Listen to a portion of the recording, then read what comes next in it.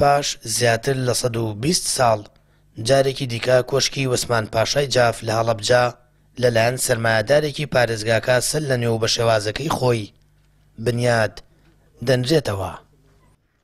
برایی بەڕێزمان جەنابی کاگاسۆ وەکو کارە خێرخواییە هەمیشەیەکانی لە دروستکردنی باخچە، ساحە، قوتابخانە، مزگە و مەکتەبە ئەمڕۆ بڕیاریدا ڕۆژی 2 ڕۆژ لەمە پێش کە ماڵی پاشا وەکو ماڵێکی ئەسەری وەک ماڵێکی دیکۆمنتاری زۆر جوان کە مێژوویەکی جوانی هەیە بتوانرێ ئەم خانووە بە تەڕازە کۆنەکە بە ستایلە کۆنەکە جارێکیکە نۆژەن بکرێتەوە، جارێکیکە دروست بکرێتەوە، جارێکیکە بینا بکرێتەوە بۆ ئەوەی هەچ کەس ها سەردانی ئەم شاری کرد سەردانی مۆنیمنتەکەم کات کە جێی فەخریە بۆ 5,000 شەهیدمان بۆ 200 مناڵی ون بوومان بۆ 10,000 بریندارانی کیمیاوی سێری ئەم معالمی ئەم شوێنەش بکات کە بەشێکە لە مێژووی هەڵەبجە.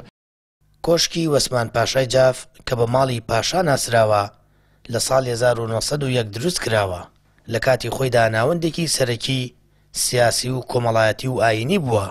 ئەو کات وەسمان پاشای جاف قایمقامی هەڵەبجە بۆ هاوسەری دووەمی کە عادیلە خانم بووە بنیاتی ناوە. کۆشکەکە ئێستا نەما و تەنیا شوێنەکەی دیارە. مامۆستایەکی بەشی مێژووی زانکۆی هەڵەبجە سەر لە نوێ دروستکردنەوەی ئەو کۆشکە دێرین و کە لە پوریا بە گرنگ ناو دەبات.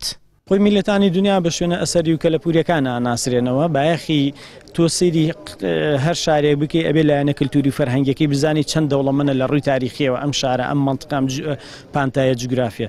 هەڵەبجە لە سەرەتای سەدەی 20ەما ئەوەی کە کورد ناسەکان ڕۆژهەڵات ناسەکان نووسەرانی خۆمان باسی هەڵەبجەیان کردو باسی یەکێک لەو شتانەی کە باسییان کردو باسی ئەم کۆشکی وەسمان پاشا و کۆشکەکانێکی بەجیبەک و ئەوانیان کردو لەبەرەوە بەهاو قیمەتێکی گەورەی تاریخی هەیە و خزمەتێکی گەورە بە کللتور و فەرهەنگی ئەم شارەکە.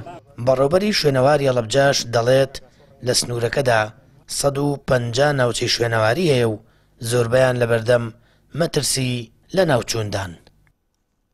لە ڕابردوو ئامادەکاری بۆ کراوە بۆی لایەن حکوومەتەوە جێبەجێ بکرێت و بەڵام بۆی خێرانی دارایەوە لە ڕابردووە پرۆژە جێبکرێت. ئێستا خۆشبەختانە کاگاسۆ و بڕیارەیاوە ئەو هەنگاوی جێبەجێکردنی پرۆژەکە ئاسانە و 100% ئەم پرۆژە وەک خۆی بە هەمان مەوادە بە هەمان کەرەستە بە هەمان شێوە دروستەکرێتەوە و لیژنەی پسپۆڕیش سەرپەرشتی دروستکردنەوەکەی دەکات.